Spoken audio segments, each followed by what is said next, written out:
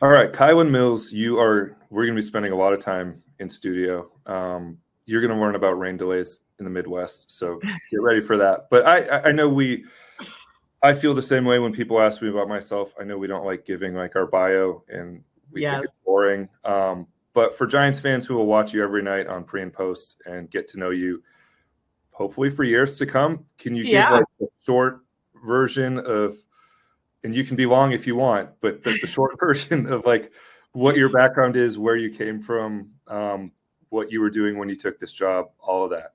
Yeah, absolutely. I'll try to give the condensed version. First of all, this is a return to the Bay Area for me. If my name sounds or looks familiar, or I look familiar at all, you may have seen me on your TV at some point, because I did work for 2 years at Cron TV and then worked for an additional year filling in at NBC Sports Bay Area and working at the Pac-12 Network. So I'm super excited, first of all, to be coming back to the Bay because we love the Bay. My background personally in sports, like I grew up playing every single sport, was raised in the Chicago area in a family of insane sports fans, and actually moving to the Bay, I felt like it was very comparable to kind of the culture in Chicago in terms of just like how passionate and knowledgeable the fans are, how big the professional sports scene is, and just like kind of the strength of the brand. So I felt right at home when I first moved to the Bay for that reason. But then, like I said, growing up, played every sport, played soccer and tennis in college at the Division II level at Lewis University. Shout out, go Flyers. No one's ever heard of that, but it's fine. And then after that, I knew I wanted to get into broadcasting. I'd done it a little bit in high school and was like, trying to figure out how to incorporate sports into a career of talking. I was the kid who always got in trouble for talking in class. So how do you kind of marry those strengths together? And started out in local news, kind of bounced around, which is how it works in local TV, is that, you work your way up to different markets. So I worked in a bunch of different markets, the Quad Cities, Lexington, Kentucky, Oklahoma City, and then ended up at Cron 4 News in the Bay Area before, like I said, kind of branching out and working at sports networks. And now I'm currently in Chicago, now relocating obviously to the Bay, but was most recently in Chicago working at the Big Ten Network and for a bunch of different Fox Sports, a bunch of different national outlets kind of covering the college baseball scene. But I'm super excited to be back because I love the Bay Area. I love Bay Area sports fans. And like I said, similar to Chicago, very passionate, very knowledgeable, amazing teams. Oracle Park's one of the most beautiful ballparks in the United States. So I just think it's a great place to be, and it's a fun team to be around. And I think there's a lot of excitement about kind of the newness of the season. So you're a Cubs fan.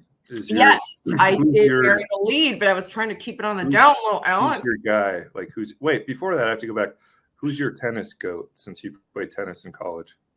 Oh, yeah, tennis goat. So I'm a Nadal fan when it comes to like Nadal and some of those. But back in the day when I was a kid, I was a huge fan of Andre Agassi, and I love his book. So I don't know. Andre was kind of the guy back in the day. I liked Pete, though, too. Pete Sampras. I kind of liked the little rivalry they had there. I don't know if we've seen a rivalry like that in terms of American tennis players since then, but that was always kind of fun to watch those two battles. So those are a couple of my goats for sure. And for the Cubs, Alex, like I grew up in the Sammy Sosa era. Like there was no better time to be a Chicago Cubs fan as a little kid growing up. My like Chicago Cubs backstory is just that my grandpa was blind, and I used to go over to his house and we would listen to the game. Like I listened to the game with him like every single day. My mom worked, my dad worked. So we used to get watched by my grandparents a lot. And like, I would sit and listen to games for like hours and hours and hours on end. And I know there's a lot of Cubs fans too, because WGN obviously used to reach, homes across the nation. So it's kind of funny as I've like moved around, people are like, oh, you're a Cubs fan. But like I said, I love the Giants. So listen, I can have multiple teams, and I'm excited to be in the Bay. Well, I was a Federer guy, but I'll let that go. So no. Okay. We have a lot of people here who are from other places, obviously, and grew up, including most of the actual Giants. I think sometimes that's a shock to people when they're like, oh yeah, I grew up rooting for this guy. So even I enjoy when Logan always reminds people he grew up as an A's fan. Oh yeah, exactly. I love that. What is your, I know you followed the Giants Red Bulls before games? That's my question, my follow-up question about Logan Webb. Is he red? I don't know. I think he has changed his preparation a little bit. Damn it. Back during, so the last time I was there during the 2021 season, I remember there was like a running joke when they were making the NLDS push about he had a great game and it was because of the Red Bull. But, maybe he's refined the preparation. He's a little older now. I hope he's not having 3 Red Bulls a game. But I hope you learned from Justin Verlander. I think he did. Yes. What is your Giants experience in, I know you were in the Bay Area for a while. Mm-hmm. I guess you were here for the only good season in the last few years, but what's your best Giants memory? Yeah. So I kind of was thinking about this going to this interview because I'm like, oh man, like I got to cover a really cool time. So I moved to the Bay in 2020, moved out in like 23, 24. So I got to cover a couple seasons, and that 2021 season, obviously breaking 100 wins was a big deal. But this is like a super random moment, but I just remember it. And you know how the Giants were at that time with all the platooning they did and like the mixing and matching. It was kind of crazy. But mid-September, during the NLDS push of 2021, the Giants were playing the Braves. The game went to 11 innings. So it's the 11th inning. The Giants are out of players because they've been, you know what I mean, plugging and playing everybody.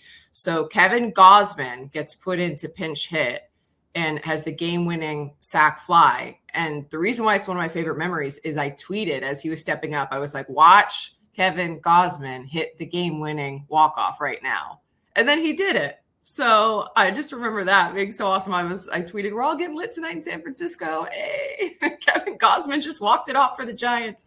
But what a wild time to follow the team. I mean, it was a lot of fun, obviously, because they did put together wins. But yeah, the whole like platooning business made it quite interesting to follow. You never really knew what was going to happen. And obviously that specific season it worked. But I'm excited to see more stability in the lineup, I think, this year. But that's one of my favorite memories. And I just think in general, Oracle Park, like first moving to the Bay, it was just like kind of eye-opening, and McCovey Cove and kind of getting to know all the personalities and the boaters and the garlic fries, like some of the kind of fun, you know, for fun parts about going to a game at Oracle Park was really cool to experience. So whenever I have people visit or come to town, like that's, if it's during baseball season, like that's always one of our first stops. Like I just think it's such a cool ballpark. That's one of my least favorite memories from that season because it was like, I think the only game I took off during a stretch in September. Oh, and no. Kevin Gausman walk off. So it was, and like there was like a great energy in the stadium. I know. It was rubbing it in here. It was such a good game, and the fans were into it. It was just like, I don't know. It was just one of those cool things. No, it's a great memory for everybody else. I just was sad I didn't get to cover it. Yeah, I'm sorry. You have a lot of college background, so yes. Have you? I guess you probably knew about Tony before I did because I like most of us had not heard his name until like. Mm-hmm. October, basically.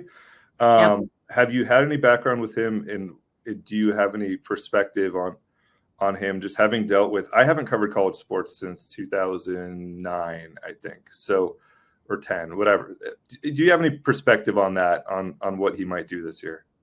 Yeah, so that's one of the reasons why I'm actually super excited to be joining, you know, the Giants team at NBC Sports Bay Area. I feel like him and I are both coming up from the college ranks. So I worked at the Big Ten Network and for Fox Sports, and mostly covering Big Ten. So like we didn't directly cross paths where I would have been like interviewing him or coming in, you know, covering him in person. But like I hosted the Big Ten baseball tournament. I hosted when our various teams were kind of working their way through the NCAA tournament and trying to make the College World Series. So like I was familiar with him. I'd seen Tennessee, you know, and had followed just in general the college baseball landscape. So I think that's one of the reasons why I'm excited. First of all, like his reputation precedes itself, and what he did at the college level was extremely impressive. I think that the culture is going to be really positive with the Giants this season. Then I think that another thing that maybe people don't realize who aren't in the college sports space right now is how much it's changed and that it's essentially professional sports. Like I know there's a lot being made of the fact that like we haven't seen someone make this jump that he's made, and you know, really for him to have an expectation of being successful with this Giants organization. But I do think the college coaching can, you know, prepares you now more than it ever has for working the professional ranks, really in any sports, because of the way that NIL, the transfer portal, now revenue sharing has completely changed the game. Like you're managing rosters, you're managing personalities, like players at the college level now, they all want money. They want to get paid. Like talking to college coaches across the spectrum now, like they just talk about how big of a challenge it is in their jobs because they're not just focused on strategy and winning games. They're doing all the other stuff. Like I said, having to manage, you know, different personalities. And again, like it's almost, there's not necessarily a salary cap, but I mean, there should be, honestly, it's a whole separate conversation. But, you know, having to manage how you're utilizing funds and who you're giving more money to bring back, how you're prioritizing different positions based on the money that and the funds that are available. Like there's just a lot more that goes into college coaching now than ever before. You have to try to retain players, like the relationship side of things. It's so much more important because players can come and go so easily in the transfer portal. So I just think it's a super challenging role. Like it's more challenging now than ever. And if you're ever going to, you know, have a coach be prepared from that, I think that Tony's in a good spot to make the move to MLB. And then the last point I'll make on this is just how rabid SEC fans are. And I've lived in SEC country in Lexington, Kentucky, and got to cover the Kentucky Wildcats and some, Kentucky-Tennessee rivalry games. And like, those fans have the highest of expectations. They're intense. They know sports. They don't have professional teams there. Like, this is everything to them. So that's also kind of a similar culture in terms of the expectation of the fans is that their success and that they're doing things in a professional way. Like, this isn't just like rinky-dink college sports. So that also kind of struck me as something comparable, is the fact that like those are areas and fan bases and parts of the country that take college sports extremely seriously, which is a little bit different than at least what I experienced in the Bay, getting to cover the Cals and the Stanfords, at least in the current era where it feels like, professional sports are really dominating. It's a little bit different in the South and parts of SEC and even ACC country. So I'm excited. I'm excited to see what he can do. And I just think there does need to be some perspective that, he's been through some stuff, and he's, his accomplishments that have come at the collegiate level have not come easy. So yeah, I'm excited to see what he can do. And it was great getting to chat with him at Giants Media Day.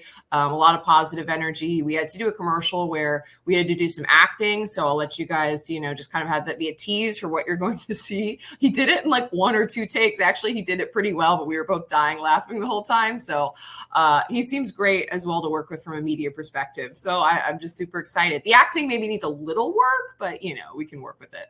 I will finish with this because you, first of all, that's really good perspective on college and Tony and stuff that we're not used to. I wish there's a lot of like, he talks about Tennessee a lot, but sometimes I also off to the side just want to be like, what was NIL like? Like what? Yeah. How much were you paid? How were these guys getting paid? I'm very curious about all that. So maybe over time we'll figure that out. I'll finish with this because Cole does it for every single person that is on our podcast or every single person the Giants sign. And Cole, who works at an animal rescue place, will go and figure out what kind of dogs or cats they have. So I believe you have dogs. So you're on the dog side. Yes, I love both dogs and cats. So I'm not a cat hater, but I do. I have 2 dogs. They're both rescues as well. Border Collie lab mix named Benny. He kind of has the Border Collie-ish look with black and white fur, but it's like shorter lab looking fur. And also he's huge. He's 78, 79 pounds. He's been on a weight loss journey. We're working on it. And then my other dog's name is Cuba. He is he's a mutt of sorts, but he's huge, not because he's overweight. He's just tall and he's large. He weighs somewhere around 90 pounds. So I have 2 very large dogs, rescued them both. I mean, years ago. They're now 10 and 11, which is crazy. And I can't. The preeminent grief is killing me, which is a conversation for another day. But they were like my first dogs. They were like the dogs I got in my mid-20s. You know what I mean? When I like probably shouldn't have had dogs, but like now they've been through all these moves with me and like a marriage and like all of these different jobs and life changes. So they're my people. They're my children. They're my sons. I know how that is. My dog's 17 pounds, so we will keep him away. That might be too. It's like a couple elephants gonna come stop. Yeah, ours. So my dogs love other dogs, but they will like at the dog park like charge up to a little dog, and they're like, ooh, and I'm like, I swear they're friendly. They're just really excited, but they like look a little intimidating because they're large. So I totally get it. What kind of dog is it that you have? He's a little miniature pinscher. Actually, Cole helped us get him, and he's great, but he might get stomped by 90-pound dogs. So amazing. Yeah, exactly. I understand. This is also a random fun fact about me, since we're talking about dogs, is that my husband and I did senior dog fostering when we lived in the Bay Area. And I think it's Muttville. Does that sound right? It is Muttville. Mm-hmm. So we did senior dog rescuing for a few years when we lived in the Bay. And it was like one of my favorite things ever. So I'm a big proponent for animal rescue and fostering senior dogs. It was just like so sad. They were just always so just like scared and decrepit. So it was amazing to like be able to go through the process of helping them get adopted and stuff. And Muttville is also an awesome organization. So shout out to Muttville. We had a positive experience, unfortunately, when we moved, and now like our dogs are getting senior and they have like ailments. So I'm like, it's getting a little bit difficult to foster, but love the rescue organizations in the Bay. Shout out. Yeah, Muttville has the best Instagram. So people who have exactly. Yeah, they do a really good job of posting and stuff. Mm-hmm. It's very hard to not go over there every day and be like, okay, I'll take 2 of them. But I know. We're busy. We have a lot of work ahead of us. Welcome to the team. Excited. We have a season preview show going up this week. And then we're like 2 weeks from opening day. So get settled, get comfortable. It's a long season. So I currently have nothing unpacked. I have all the things to do, but we're super fired up for the season and can't wait to be a part of the team. Yay. All right. Thanks, Kylen.